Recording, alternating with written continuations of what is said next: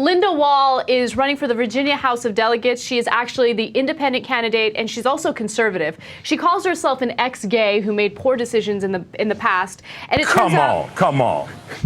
It turns out that back in the 1970s, she had a sexual relationship when she was a gym teacher, and the sexual relationship was with a middle school student. Oh, that's not right. Okay, so that is definitely not right. Way to ruin the story, okay? Why can she be like a college, gym teacher? When have I ever brought up a story about lesbians that I just brought up because they were lesbians having an affair? That doesn't make any sense. It would make a lot of sense, but okay, yes, I see the political angle here. So, yes. I mean, not only was she a lesbian, but she went after a middle school girl and seduced her or did whatever she did with her. Yes. Right? Now, she was being sued for defamation, and during that lawsuit, all of this information came out, and she confirmed it. Now, of course, since she's running for the Virginia House of Delegates, she has to answer a few questions about it, and I want to read you a couple of her quotes. So she says, 40 years ago, I was a different person. I was a heavy pot smoker with impaired judgment, because that's what pot smoking does.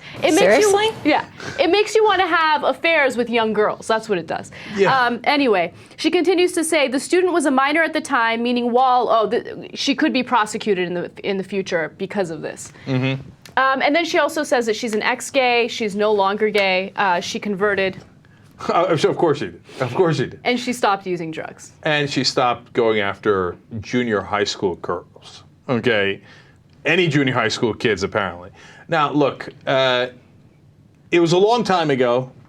You know me, I like to pardon politicians on their personal problems, Republicans or Democrats. I've done it many times. We did it recently earlier in the week with the sexy twit pics guy who works for Eric Cantor, right? My problem with her is the continuing nonsense. My problem isn't this.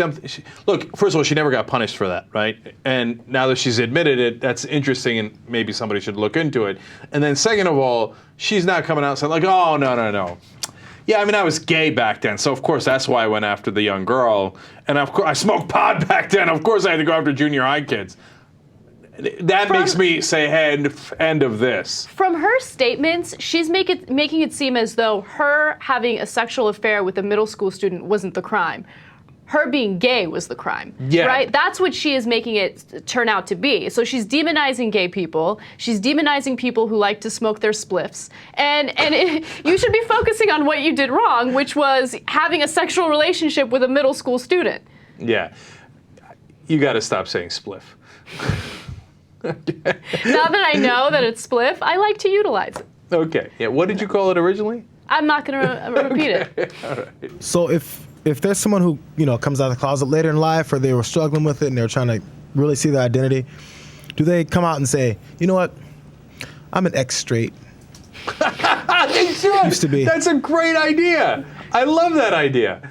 And like the guy from Idaho, of course, the guy caught Larry Craig, Senator, Republican, with the wide stance in the bathroom. Mm-hmm. And he's got the greatest thing of all time, where he's like, I'm not gay, I never have been gay, et cetera, et cetera. But you know what? Somebody, once they get caught, they should come out and say, I'm not straight, I never have been straight, I've been gay all along, I am ex-straight, and I'm coming for you.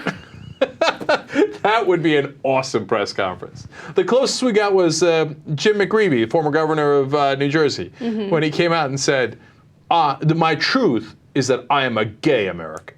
And I was like, okay, that's kind of strong, I guess.